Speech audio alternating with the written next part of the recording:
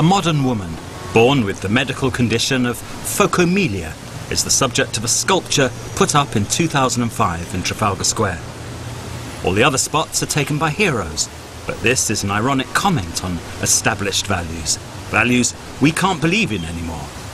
The artist Mark Quinn mixes up a few different elements, modern social attitudes mixed with people's vague memory of what importance looks like.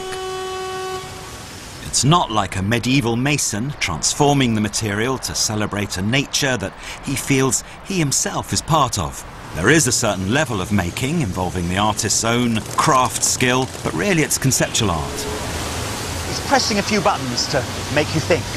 You think of human perfection, because white marble statues always stand for that. You think of the Greeks and the dawn of civilization, the human body made perfect in the greatest art there's ever been. Only here, there's human imperfection, and usually you try not to think about that. But now you do, because it's been made rather stimulating and exciting. It's huge, it's nude, it's a shock in Trafalgar Square. You're seeing something that doesn't fit the old moral framework. It's confusing because it is actually rather moralizing. It's saying that society ought to have sympathy and compassion for society's outsiders.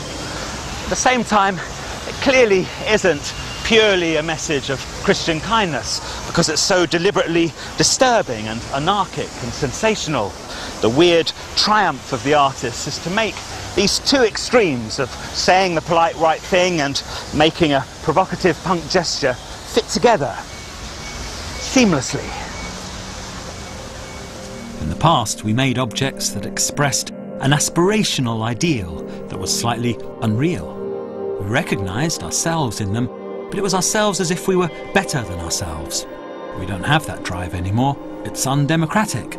It suggests excellence, which suggests a class of people who are somehow in charge of excellence versus another class that must be told what to do.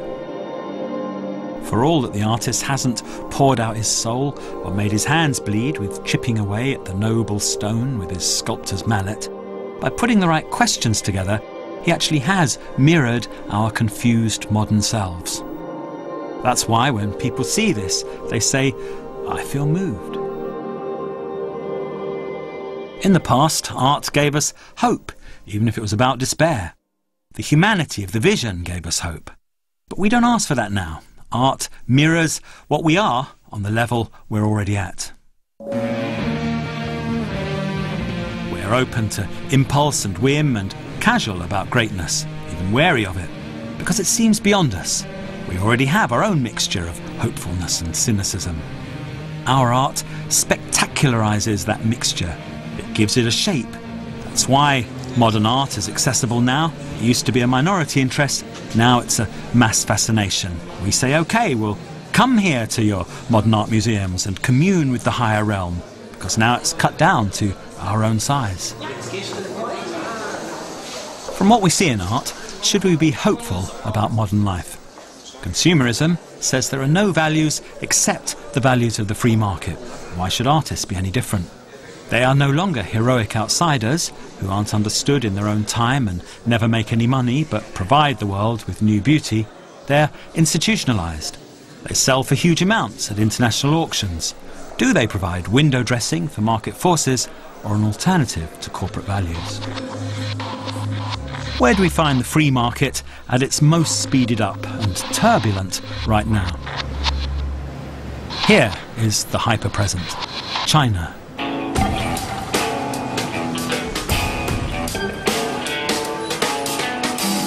China's economy grows at 10% a year. It's now the world's second largest exporter, ahead of the US, only lagging behind Germany.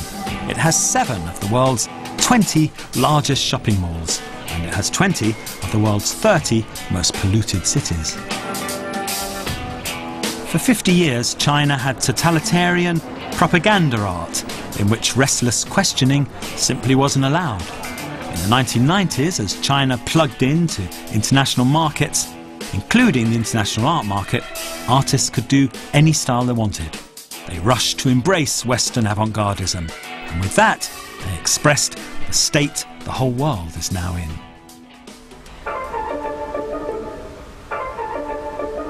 640,000 square metres of industrial property in Beijing. Designed in the 1950s by East German architects as a giant factory turning out military parts, now it's an art district, a military factory turned into a contemporary art factory, with art being made, packaged, hyped and sold.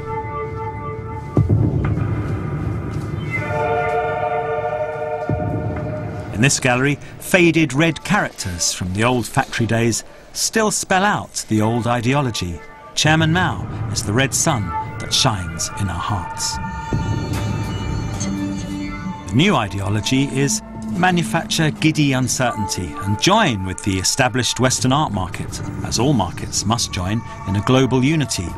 Contemporary obsessions are truly universal.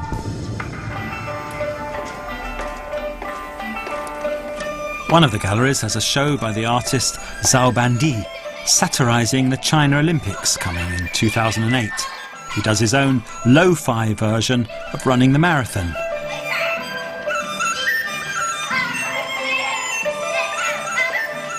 This is pretty funny. It's the same ironic, deadpan, slightly inexplicable humour and the same photos and installations and videos that you see in contemporary art anywhere. But you could be pessimistic about civilization now if you thought about it only through contemporary art. The negativity is twofold.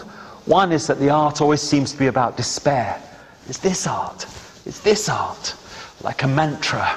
Have we really sunk to this, to this, to this? Amusing as it might be, is this really all we are? The other, considering that the art is so familiar from any contemporary art gallery anywhere, it's the nakedness of the overall art system. You really see how artists' only concerns are to understand what moves they must make in order to get ahead in a narrow, professional, purely market-driven system.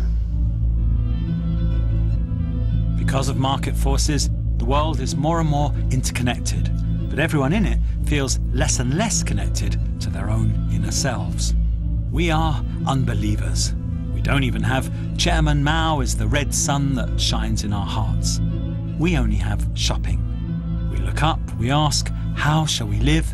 The answer comes back through advertising: consume.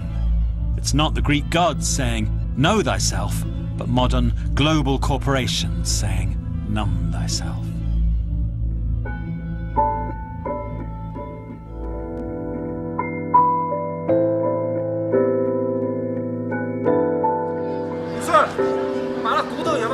An artist at work, Wan Qing-song, 41 years old.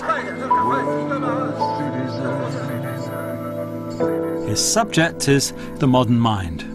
He's a photographer. His images echo Western civilization. They gesture towards the great noble things that the West has been, but they're being restaged to express new global conditions. As China responds to Westernization, the Chinese experience a loss of identity. Life becomes a hybrid of different cultures, neither truly West nor wholly East. This is the ironic subject matter of Qing-song's digitalized photos, artificial worlds of staged uncertainty.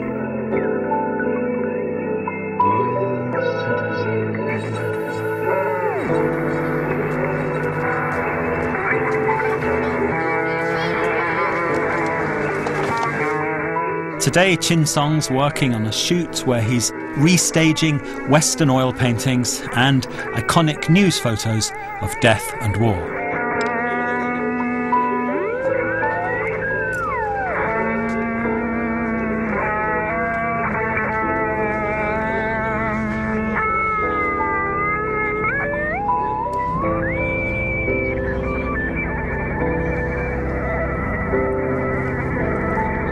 When you look at the way he's doing the images, you see the substance, the spirit, the personality of the originals is deliberately drained away.